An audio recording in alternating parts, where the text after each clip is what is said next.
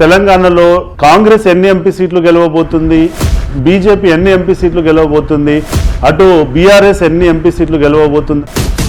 మొన్న జరిగినటువంటి assembly elections లో బీఆర్ఎస్ కి 37%, కాంగ్రెస్ కి 39%, బీజేపీకి 14% రావడం జరిగింది. కొన్ని నియోజకవర్గాలలో మాత్రం 40 నుంచి 45 మధ్యలో వెనక ముందుకు వెళ్తున్నటువంటి సందర్భం. మరి బీఆర్ఎస్ కి బీజేపీ మధ్యలో మాత్రం ఓటు స్వింగ్ అన్నది కనబడుతూ ఉంది.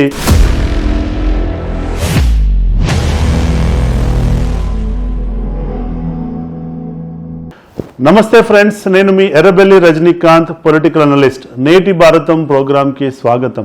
మా ఆర్గనైజేషన్ రాష్ట్ర రాజనీతి స్ట్రాటజీస్ ద్వారా తెలంగాణలో జరగబోయేటువంటి పార్లమెంట్ ఎలక్షన్స్ కోసం వివిధ పార్లమెంట్ నియోజకవర్గాలలో మేము ఎన్నో రౌండ్ సర్వేస్ చేసి ఉన్నాం. సో ఆ సర్వేల యొక్క డేటా ఆధారంగా ఈ రోజు తెలంగాణలో రాజకీయ ముఖ చిత్రం ఎలా ఉంది, కాంగ్రెస్ ఎన్ని ఎంపీ సీట్లు గెలవబోతుంది, బీజేపీ ఎన్ని ఎంపీ సీట్లు గెలవబోతుంది, అటు బీఆర్ఎస్ ఎన్ని ఎంపీ సీట్లు గెలవబోతుంది అనేటువంటి అంశాలపై విశ్లేషించడం కోసం నేను ఈ వీడియోని చేస్తున్నాను. సో ఎవరి ఓటు ఎవరు తీసుకుంటున్నారు, బీసీ ఓటు ఎవరికి వెళ్తుంది, ఎస్సీ ఓటు ఎవరికి వెళ్తుంది అనేటువంటి వివిధ అంశాలపై విశ్లేషించడం కోసం నేను ఈ వీడియోని చేస్తున్నాను. మీరు ఈ వీడియోని చివరి వరకు తప్పకుండా చూడండి. నచ్చితే 10 మంది షేర్ చేసుకోండి.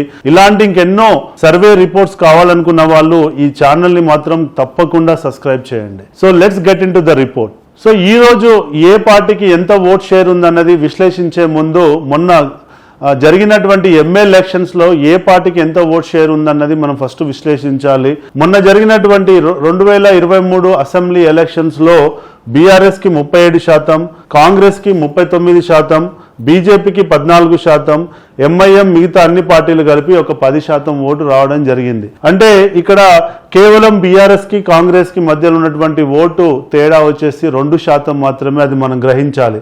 బీజేపీ 14%లో ఉంది. కానీ గత 3 నెలలుగా అంటే అసెంబ్లీ ఎలక్షన్స్ అయిపోయి కాంగ్రెస్ అధికారంలోకి వచ్చిన తర్వాత జరుగుతున్నది ఏంటంటే ఇది కరెంట్ సినారియో ఇలా ఉందండి. అంటే BRS vote bank lower side 15 చూపిస్తుంది, హయ్యర్ సైడ్ 20% చూపిస్తుంది. అంటే 37 నుంచి 40% ఉన్నటువంటి ఓట్ బ్యాంకు ఒక 20% డ్రాస్టిక్ గా పడిపోవడం మనం చూసాం బీఆర్ఎస్ కి. కాంగ్రెస్ వచ్చేసి 40% ఎంతుందో అది అంతే ఉంది లోవర్ సైడ్. కొన్ని నియోజకవర్గాలలో ఒక 5% పెంచుకొని హయ్యర్ సైడ్ 45% వరకు చూపిస్తుంది. అదే బీజేపీ కనుక మీరు చూసినట్లయితే 14 నుంచి 15% ఉన్నటువంటి ఓట్ బ్యాంకు అమాంతంగా 35% మనం పెరగడం చూసాం. అంటే ఒక 20% గ్రోత్ రేట్ తోటి కొన్ని నియోజకవర్గాలలోనేమో లోయర్ సైడ్ 35%, హయ్యర్ సైడ్ 40% కనబడుతుంది. అంటే ఇక్కడ జరుగుతుంది ఏంటంటే కాంగ్రెస్ కి ఎంతైతే మొన్న అసెంబ్లీ ఎలక్షన్స్ లో ఉందో అంతే ఓటు పార్లమెంట్ ఎలక్షన్స్ లో కూడా ఇంకా ఇంటాక్ట్ లో ఉందన్నది మనం గ్రహించవచ్చు. కొన్ని నియోజకవర్గాలలో మాత్రం 40 నుంచి 45 మధ్యలో వెనక ముందుకు వెళ్తున్నటువంటి సందర్భాన్ని మనం చూసాం. అంటే లోవర్ సైడ్ 40 ఉంటే higher side 45. So Congress performance పరంగా పెద్దగా డ్యామేజ్ అయింది లేదు, పెద్దగా ఎక్స్ట్రీమ్ గా ఇంప్రూవ్ అయిందన్నది ఏమీ లేదు. కాంగ్రెస్ కి ఉన్నటువంటి ఓట్ బ్యాంక్ అంతే ఉంది. అది ఈ రోజు ఉన్నటువంటి కరెంట్ సినారియో. మరి బీఆర్ఎస్ కి బీజేపీ మధ్యలో మాత్రం ఓటు స్వింగ్ అన్నది కనబడుతూ ఉంది. అంటే బీఆర్ఎస్ ఒక 20% తగ్గితే, ఇప్పటికే 20% కనుక తగ్గితే ఆ 20%లో మినిమం 17 నుంచి 18% ఓట్ బ్యాంకు బీజేపీకి షిఫ్ట్ అవుతున్నట్టు మనం చూడవచ్చు. అంటే ఒక 10% కనుక బీఆర్ఎస్ తగ్గితే, అంటే బీఆర్ఎస్ ఒక 10% తగ్గితే అందులో 8% బీజేపీకి వెళ్తుంది, 2% మాత్రమే కాంగ్రెస్కి వస్తుంది. అంటే ఒక 100 ఓట్లు కనుక బీఆర్ఎస్ తగ్గితే 80 ఓట్లు బీజేపీకి వెళ్తున్నాయి, ఒక 20 ఓట్లు మాత్రం కాంగ్రెస్కి వెళ్తున్నాయి. అంటే 80-20 రేషియో నడుస్తుంది.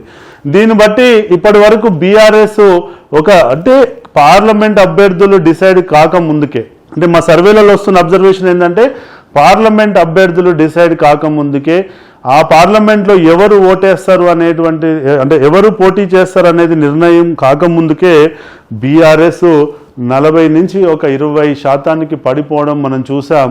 ఆ 20%లో 80% అంటే ఒక 16% to 18% బీజేపీకి యాడ్ కావడం మనం చూసాం. అంటే ఇవాళ బీజేపీ ఎదుగుతుంది అంటే అదంతా బీఆర్ఎస్ ఓటును తీసుకొని బీజేపీ ఎదుగుతుంది. సో ఇక్కడ మీరు అడగవచ్చు, మరి బీజేపీ పెరిగితే ఎందుకు బీఆర్ఎస్ తగ్గుతుంది, కాంగ్రెస్ ఓటు ఎందుకు తగ్గట్లేదని చెప్పి మీరు అడగవచ్చు. సో ఇక్కడ జరుగుతుంది ఏంటంటే బీజేపీ పెరిగిన కొద్దీ బీఆర్ఎస్కు ఉన్నటువంటి బీసీ ఓటును మాత్రమే ట్రాన్స్ఫర్ చేసుకుంటుంది.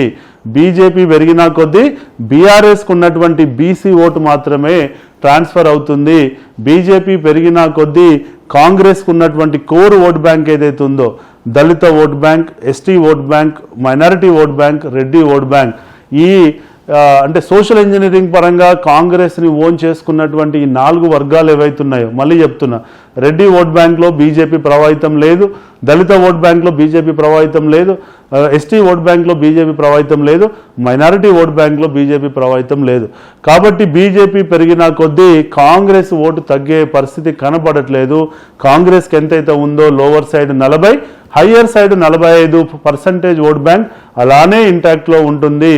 బీజేపీ పెరిగిన కొద్దీ బీఆర్ఎస్ యొక్క బలమైన ఓటు ఏంటి? బీఆర్ఎస్ యొక్క బలమైన ఓట్ బీసీ ఓట్. అంటే బీజేపీ ఎదుగుదల బీఆర్ఎస్ని డౌన్ గ్రేడ్ చేస్తుందన్నది మనం ఈ నెంబర్స్ తోటి మనం చూడవచ్చు. కాబట్టి ఇప్పటికే ఒక 20% డౌన్ఫాల్ మనం బీఆర్ఎస్లో చూడొచ్చు. 40 అప్రాక్సిమేట్గా 37 నుంచి 40%, అంటే ఇండివిజువల్ కాన్స్టిట్యున్సీల వైజ్ వెళ్తే స్టేట్ యావరేజ్ 30 అయినా కానీ ఇండివిజువల్ కాన్స్టిట్యున్సీలలో ఒక 40% ఓటు ఉందనుకుంటే 40 నుంచి ఈరోజు 20%కి, కొన్ని నియోజకవర్గాలలో అయితే 15%కి పడిపోవడం మనం చూస్తున్నాం. ఈ పడిపోయిన కొద్దీ బీజేపీ గ్రోత్ మనము చూడొచ్చు ఇక్కడ. సో ఇది ఇవాళ ఉన్నటువంటి current scenario of the Telangana state. మరి రాబోయే రోజుల్లో ఎలా ఉండొచ్చు అని చెప్పి మీరు అడగవచ్చు.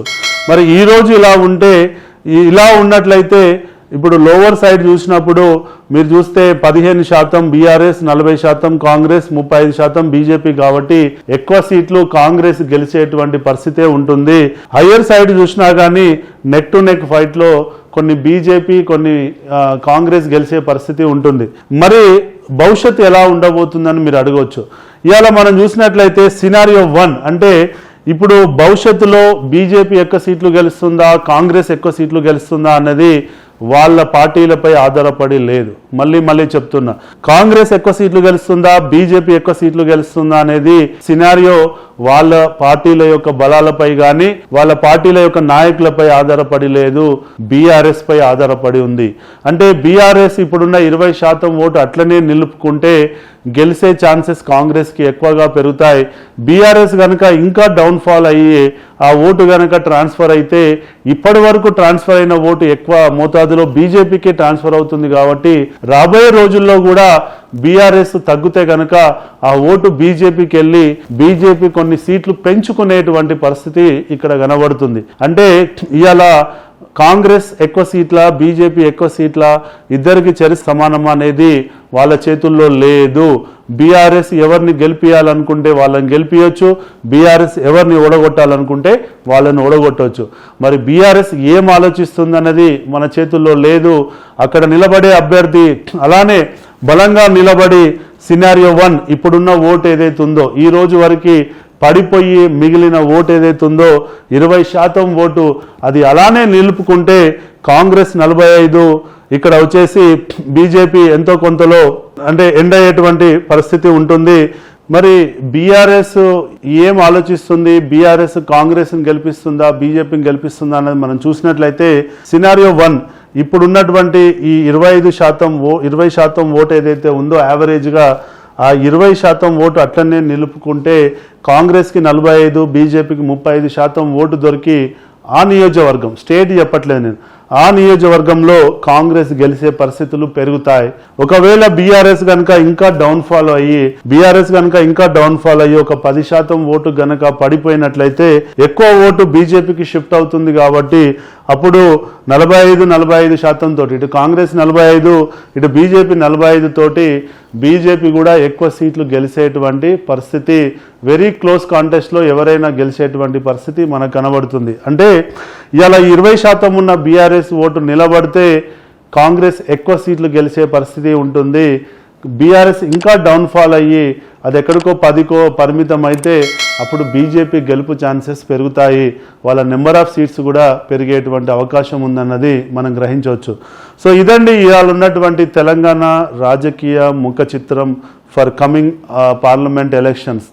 మరి మీరు అడగొచ్చు, సార్ ఎన్ని సీట్లు ఉండొచ్చు అప్రాక్సిమేట్గా అంటే, ఇప్పుడున్నటువంటి కరెంట్ సినారియో ఓట్ బ్యాంక్ ప్రకారంగా కనుక మనం చూసినట్లయితే ఇలా ఎన్ని ఉన్నాయి అన్నది మనం కరెంట్ ఓట్ బ్యాంక్ సినారియో చూసినట్లయితే టోటల్ 17 సీట్లలో 10 సీట్లు కాంగ్రెస్ వైపు మొగ్గు చూపుతున్నాయి, 5 సీట్లు బీజేపీ వైపు మొగ్గు చూపుతున్నాయి. బీఆర్ఎస్కు మాత్రం 1 సీటు మాత్రమే ఉందన్నది మనం గ్రహించవచ్చు. ఎంఐఎంకి ఆల్రెడీ 1 సీటు ఉన్నది మీ అందరికీ తెలిసిన విషయమే. సో ఇవాళ ఇదండి సినారియో, బీఆర్ఎస్కి 1 సీటు, బీజేపీకి 5 సీట్లు.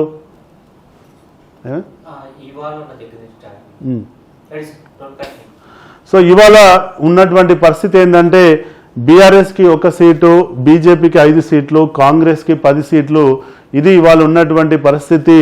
నేను ఇంతసేపు చెప్పినట్టు బీఆర్ఎస్ ఓటు ఎలా డౌన్ఫాల్ అవుతుందన్న దాన్ని బట్టి నెంబర్ ఆఫ్ సీట్స్ బీజేపీకి పెరగవచ్చు, లేదంటే కాంగ్రెస్కి పెరగవచ్చు. కానీ ఇవాళ ఉన్నటువంటి పరిస్థితులను బట్టి అయితే ఇది సినారియో. రాబోయే 20 రోజుల్లో ఏమవుతుంది అన్నది మనం చూడొచ్చు. సో మరి బీజేపీ 5 సీట్లు నిలుపుకుంటుందా లేదా అన్నది కూడా మనకు తెలుస్తుంది రాబోయే రోజుల్లో. కాబట్టి ఇవాళ ఉన్నటువంటి పరిస్థితి. మరి తెలంగాణ ప్రజలు రానున్న 20 రోజుల్లో ఎటువైపు మొగ్గు చూపుతున్నారు? నిన్ననే మనం చూసాం కేసీఆర్ గారి బస్సు యాత్ర కూడా ప్రారంభమైంది. సో తన యొక్క ఇంపాక్ట్ వల్ల ఏమన్నా కాంగ్రెస్ సీట్లు ఏమైనా గండి కొట్టే ఛాన్సెస్ ఉంటాయా అన్నది కూడా మనం చెప్పలేము. ఎందుకంటే లాస్ట్ 10-15 డేస్ ఎమోషనల్ బ్యాలెన్సింగ్ మీద ఎక్కువగా డిపెండ్ అయి ఉంటుంది ఎలక్షన్ మేనేజ్మెంట్. మరి కేసీఆర్ ఏమైనా సింపతి క్రియేట్ చేసుకోగలిగితే 1-2 సీట్లు పెంచుకోవచ్చు. పెంచుకునే క్రమంలో మరి అది కాంగ్రెస్ది తీసుకుంటాడా, అటు బీజేపీ తీసుకుంటాడా అన్నది మనం చూడాల్సినటువంటి పరిస్థితి. సో ఈ రోజు వరకైతే ఇది పరిస్థితి. మరి మీరు అడగొచ్చు, ఎందుకు ఇక్కడ బీజేపీ ఓటు పెరిగి బీఆర్ఎస్ ఓటు తగ్గుతుందని? ఇక్కడ జరుగుతున్నటువంటి ఏంటంటే ఇవాళ బీఆర్ఎస్కి ఒక నెరేటివ్ లేకపోవడమే చాలా ప్రమాదకరమైనటువంటి విషయం. అంటే ఎలక్షన్ చేయాలంటే ఒక నెరేటివ్ ఉండాలి.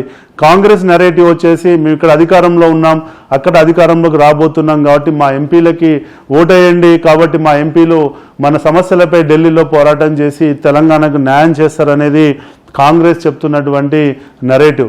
అటు బీజేపీ వచ్చేసి ఇప్పటికే 2 సార్లు మోడీ ప్రధానమంత్రి అయ్యారు, 3వ మోడీని ప్రధానమంత్రి చేసుకోవాలనుకునే వాళ్ళు దేశం కోసం, ధర్మం కోసం, హిందుత్వం కోసం, మోడీ గారి యొక్క అచీవ్మెంట్స్ కోసం ఓటేయమని చెప్పి బీజేపీ అడుగుతుంది.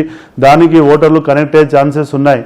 అటు బీఆర్ఎస్ విషయానికి వచ్చినట్లయితే అన్ఫార్చునేట్లీ వాళ్ళకు నెరేటివ్ లేకపోవడము చాలా ప్రమాదకరమైనటువంటి విషయం. ఏంటంటే వాళ్ళు ఇక్కడ అధికారంలోకి లేరు, అక్కడ ఎవరితో కూడా లేరు. అంటే ఇక్కడ లేరు, అక్కడ లేరు, అంటే ఇక్కడ అధికారంలో లేరు, అక్కడ ఎవరితో పొత్తులో లేరు. కాబట్టి ప్రజలను ఓటు అడిగినప్పుడు ప్రజలు ఎందుకు వీళ్ళ వైపు మొగ్గు చూపుతున్నారు అనేది ఒక ప్రశ్న. కాబట్టి ఆ నరేటివ్ లేదు. కాబట్టి 14లో తెలంగాణ తెచ్చిన నరేటివ్, 18-19 ఎలక్షన్స్లో తెలంగాణని ఇంకా అభివృద్ధి చేయాలన్న నరేటివ్ పనిచేశాయి. ఇప్పుడు ఆ నరేటివ్ లేకపోవడం వల్ల బీఆర్ఎస్ కొంచెం ఇబ్బందుల్లో ఉందన్నది మనం గ్రహించవచ్చు. So let's wait and watch game. So జై హింద్.